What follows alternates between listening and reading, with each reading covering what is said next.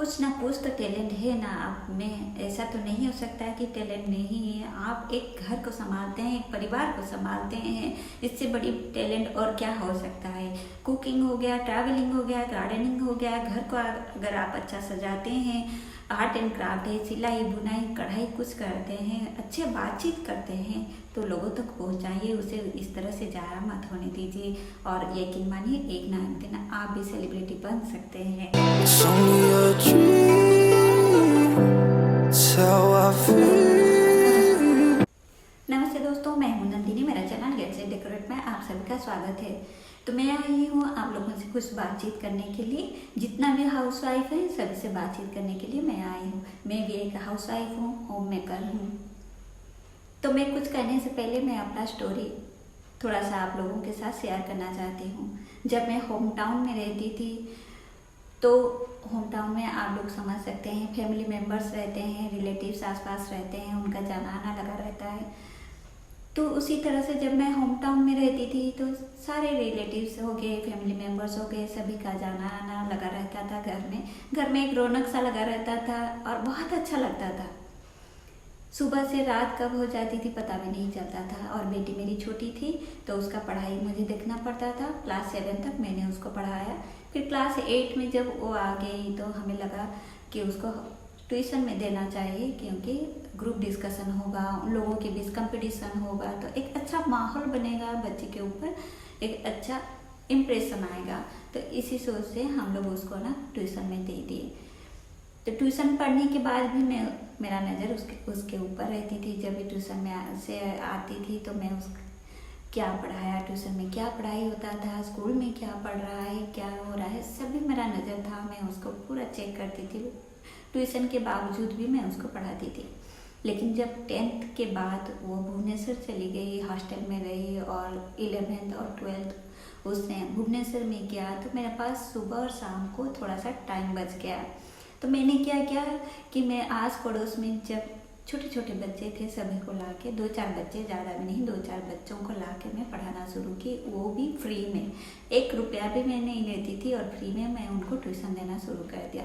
तो जितना भी और बच्चे थे सभी को मालूम पड़ा कि मैं फ्री में ट्यूशन कर रही हूँ, सभी को पढ़ा रही हूँ, सुबह और शाम दोनों टाइम पढ़ा रही हूँ। तो आसपास के 15-17 बच्चे आ गए मेरे पास पढ़ने के लिए। प्री नर्सरी से लेकर 10th क्लास तक सभी बच्चे आते थे पढ़ने के लिए। जैसे कि प्री नर्सरी भी नहीं, जो बच्चा नहीं जाता था, घर में छोटे छोटे बच्चे होते थे, पेरेंट्स लाकर मेरे पास छोड़ देते थे। खाली मैं ट्यूशन नहीं पढ़ाती थी, उनको मैं खाना पीना सब कुछ देती थी और अच्छा लगता था। मेरा एक अच्छा टाइम उनके साथ में बिता रही थी और अच्छा लगा। लेकिन जब 12th आ गया बेटी का और फरवरी लास्ट या मार्च फर्स्ट को जब उसका एग्ज़ाम, बोर्ड का एग्ज़ाम आने वाला था, तो वो हॉस्टल में इतना ज़्यादा पढ़ाई नहीं कर पा रही थी, उसको डिस्टर्ब हो रहा था।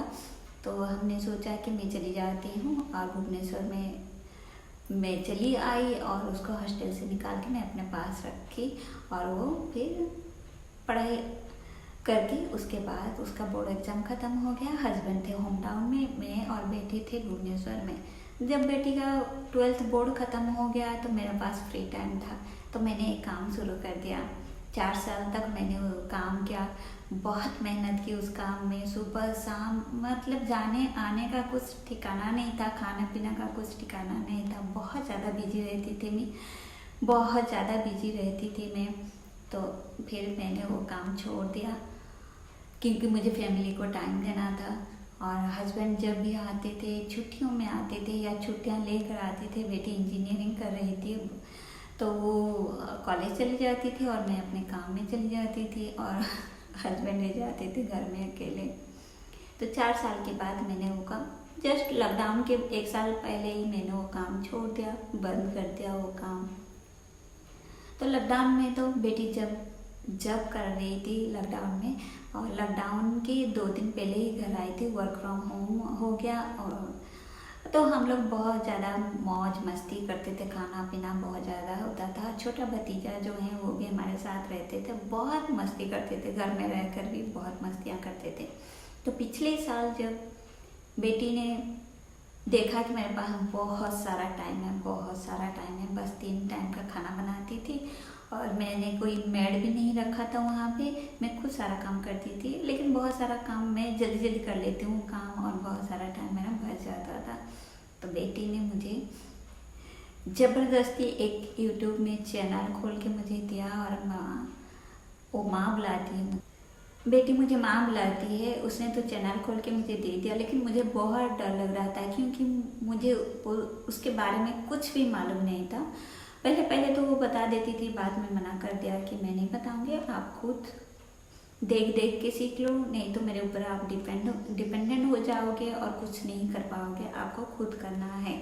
लेकिन वो ये भी उसने बताया था कि अगर व्यूज़ आए ना आए, सब्सक्राइबर हो ना हो, आप एक अपना टाइम, एक अच्छा टाइम आप इन्वेस्ट कर रहे हो इस चैनल पे, तो आप दुखी मत होना कभी भी। और सच पूछिए, पहले मैं बहुत डेस्परेट होती थी, बार रात में भी मैं सो नहीं पाती थी, 1 मिनट पे आके देखती थी कितना सब्सक्राइबर हुए, कितना व्यूज़ आ रहा है मेरा, इस तरह से। लेकिन अभी आदत से हो गई है, तो अभी मज़ा आने लगा है, अच्छा लग रहा है बहुत, क्योंकि मेरा जो टाइम में इधर उधर करके मैं अपना टाइम स्पेंड कर रही थी, एक अच्छा टाइम में इन्वेस्ट कर रही हूँ और अच्छा लग रहा है। कहीं घूमने जा रहे हैं, कोई रेसिपी बना रहे हैं, कोई बातचीत कर रहे हैं, कोई अच्छा काम आपको आता है, आप वो 10, 20, 30 जितना भी हो आपको देख रहे हैं लोग, आपको धीरे धीरे पहचानेंगे, इससे बड़ी बात क्या है। और सबसे बड़ी बात ये, आपका मेमोरी हिसाब से ये रह जाएगा, इससे बड़ी बात और क्या होगी। तो मैं बोलूँगी जितना भी हाउसवाइफ हैं, अगर आपके पास टाइम है, आप फ्री हैं, तो आप लोग ज़रूर ये काम कीजिए, आपको भी अच्छा लगेगा, मज़ा आने लगेगा धीरे धीरे। और देखिए आजकल की जो बच्चियां हैं, वो जब भी कर रही हैं, घर भी संभाल रही हैं, और उनका चैनल भी है, और इतना मतलब मिलियंस ऑफ सब्सक्राइबर है, मिलियंस ऑफ व्यूज़ आता है हम लोगों का। तो हम लोग क्यों नहीं कर सकते हैं, आप बताइए। हाउसवाइफ तो 24 आवर्स अलर्ट रहते हैं, 24 आवर्स वो लोग एक्टिव रहते हैं, तो ये चैनल कौन सा बड़ी बात है। तो व्यूज़ आए ना आए, सब्सक्राइबर हो ना हो, आप ज़रूर ट्राई कीजिए। एक बार मैं बोलूँगी कि आप लोग ज़रूर ट्राई कीजिए, अगर आपके पास टाइम है, एक अच्छा टाइम आप इन्वेस्ट करेंगे, एक क्वालिटी टाइम आपका स्पेंड होगा, यकीन मानिए मेरे बात पर। और आपका भी, ये कौन बोल सकता है कि आपका भी नहीं होंगे millions of subscriber, millions of views नहीं आएगा, आप भी एक सेलिब्रिटी बन सकते हैं। आपके पास जो भी टैलेंट है, आप वो लोगों तक पहुंचाइए, लोगों को दिखाइए। कुकिंग हो गया, ट्रैवलिंग हो गया, गार्डनिंग हो गया, घर को अच्छा सजाते हैं, बहुत अच्छा DIY करते हैं, आर्ट एंड क्राफ्ट आपको आता है, कढ़ाई आता है, सिलाई बुनाई आता है, कुछ भी आप लोगों तक पहुंचाएं। लोग ज़रूर आपको देखेंगे, आपका टैलेंट को सराहेंगे, और फिर आप भी सेलिब्रिटी बन सकते हैं। इधर उधर के अगर वीडियो डालेंगे तो लोग तो नहीं देखेंगे, एक क्वालिटी वीडियो बनाइए और डालिए, लोग ज़रूर देखेंगे और आपको पसंद करेंगे। तो देर किस बात की, फ़ोन उठाइए, लैपटॉप उठाइए और शुरू कर दीजिए। तो बस इतना ही बोलना था कि अगर आप फ्री बैठे हैं तो उस टाइम को आप एंजॉय करते हुए इन्वेस्ट कीजिए। तो ये वीडियो आपको कैसा लगा, अगर थोड़ा सा भी अच्छा लगा तो लाइक ज़रूर करना, और अभी तक अगर आपने मेरे चैनल को सब्सक्राइब नहीं किया है तो सब्सक्राइब ज़रूर करना और शेयर कर देना। अगर आप चैनल खुलवाना चाहें, आपका दोस्त अगर कोई है खुलना चाहता है, तो शायद उसको ये वीडियो देख के मोटिवेशन आ जाए, वो मोटिवेट हो जाए और अपना चैनल खोले। तो बेटी के बस इतना ही मुझे बोलना था। तो फिर चलिए मिलते हैं अगले वीडियो में, तब तक के लिए